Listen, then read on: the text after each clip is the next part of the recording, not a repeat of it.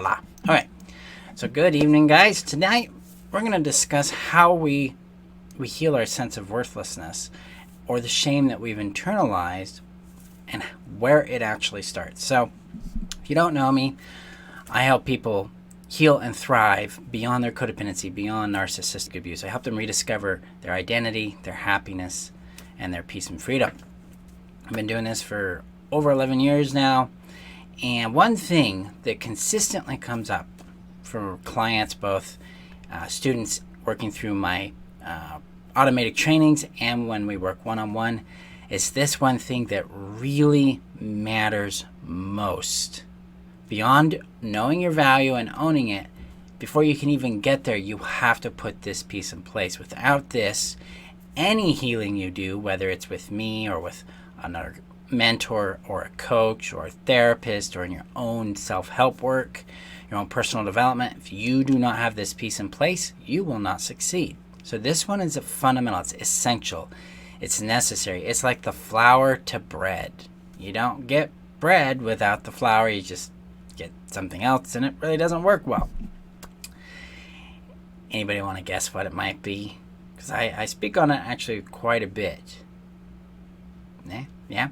So it all starts with occupying the authority in your life. You have to become the authority over your sense of self, your identity, all the thing that you be. You have to take authority back from the other person. You have to retrieve that from them. You have to stop seeking permission. You got to stop asking permission. There's a funny way we do this, especially as if we're coming from the codependent background. We actually ask permission by saying sorry. Oh, sorry for doing that. Oops, sorry for this, sorry for that. We're apologizing for things that nobody, a confident person wouldn't apologize for. Like, I could have just apologized for my like this that I'm doing with the talking. Oh, I'm sorry about that. No, we don't have to apologize, right? Unless we've legitimately stepped on someone's toes, or someone was negatively affected, and we have an empathetic response to that. Boom, that's reasonable to apologize for. But to apologize for existing, for taking up space, for saying no, for being disappointed, for being angry, no. Guys, our authority is where we become empowered in our life. It doesn't matter if you're in business, it doesn't matter if you're in a job, it doesn't matter if it's in a relationship, if it's with yourself or with another person. You need to know and understand your authority. You need to be able to identify what is in your power, what you have authority over, and what you don't. And then you need to be able to act in that authority or act from it. You got to be able to choose from it. Without this, your healing will not stick. The growth work you've been doing, the effort you've gone to feel better and get better, some people call it fix yourself, isn't going to stick. None of that's going to work because you are dependent on something external to you. This is why a lot of systems fail, especially with codependency, because there's this notion out there that codependency is a disease and you need a higher external power in which to rescue you from yourself. So we are projecting our authority and power onto something outside of ourselves. That's inappropriate. That's not how this works.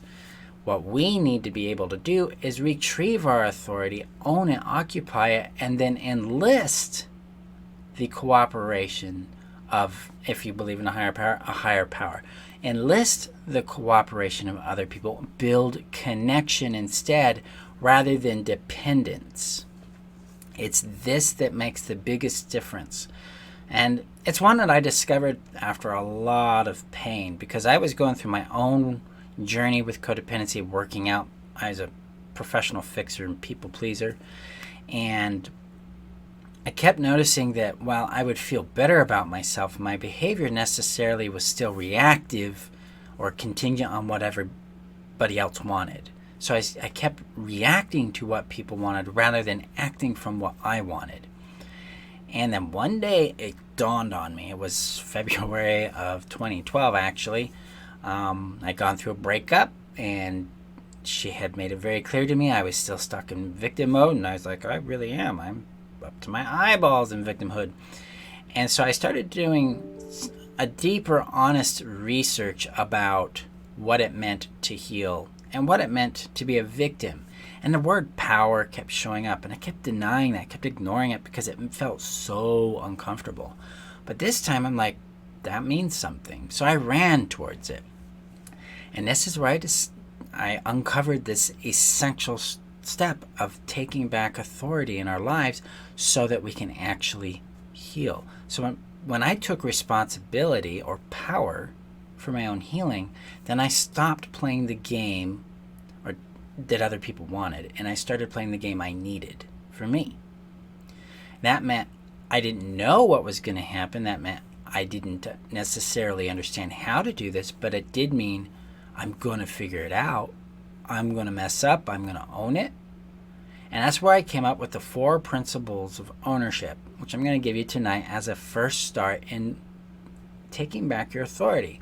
Because once we know what's in our yard, once we know what's going on, what is and what isn't ours, then we can win. Oh, my bracelet. This is my bracelet. My daughter made me a bracelet. So I wear it. It says Dad. But, so thanks. But it, yeah, I love it. It's cute. So back to the 4 principles of ownership. So if we're going to take authority in our lives, we need to know what's ours and what's others, right?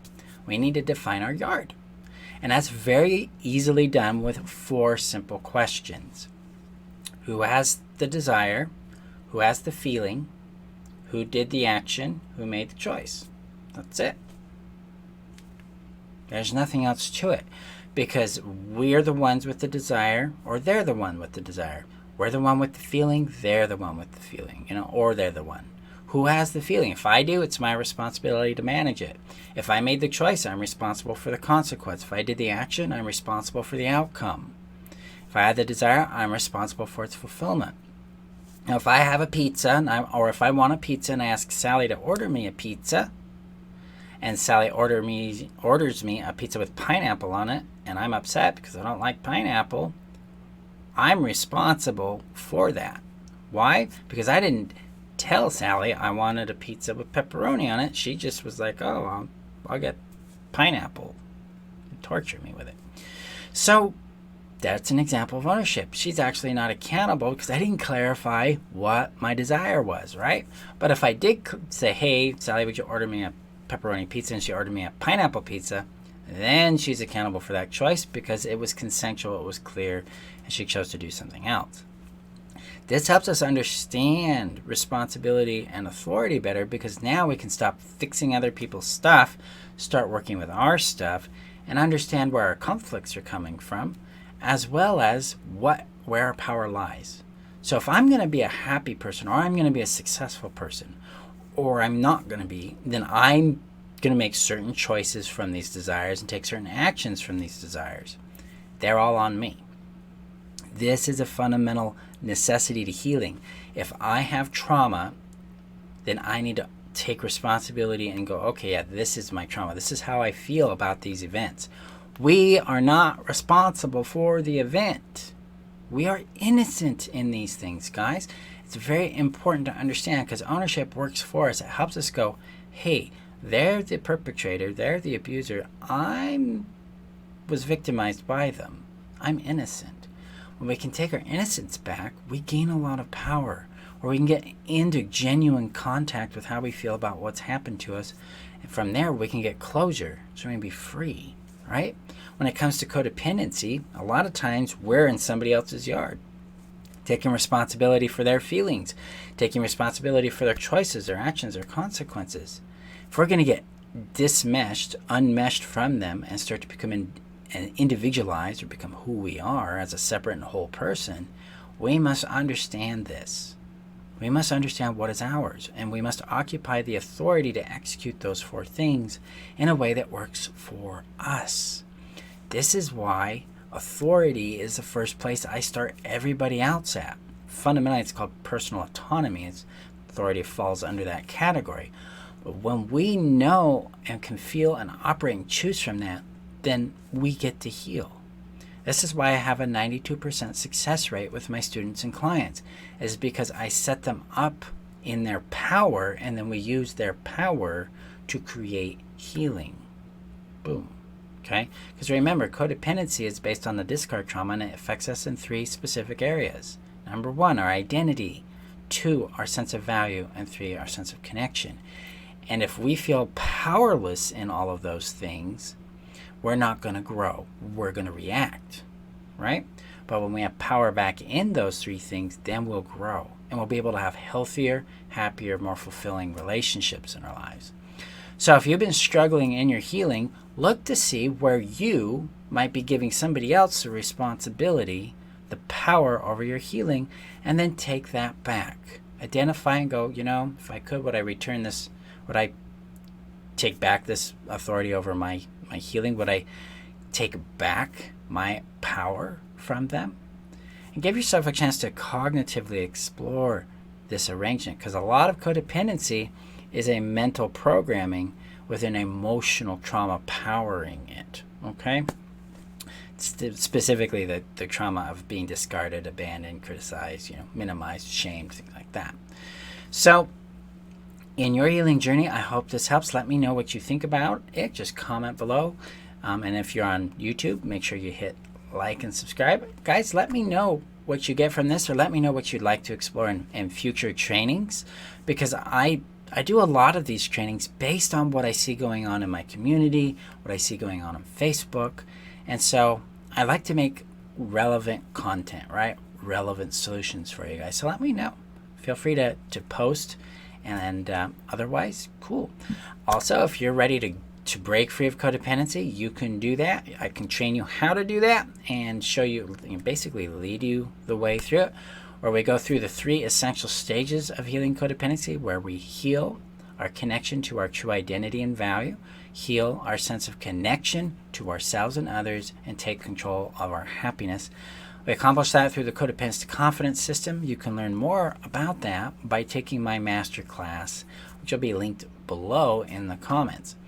So I appreciate you guys. Tomorrow we have Q&A. If you do have questions, be sure to post them. Either you can PM them to me, you can post them in the comments below, or you can post them in the group in my community at tribe.freetheself.com. Thank you again, guys. I'll see you guys tomorrow. Have a good night. Bye-bye.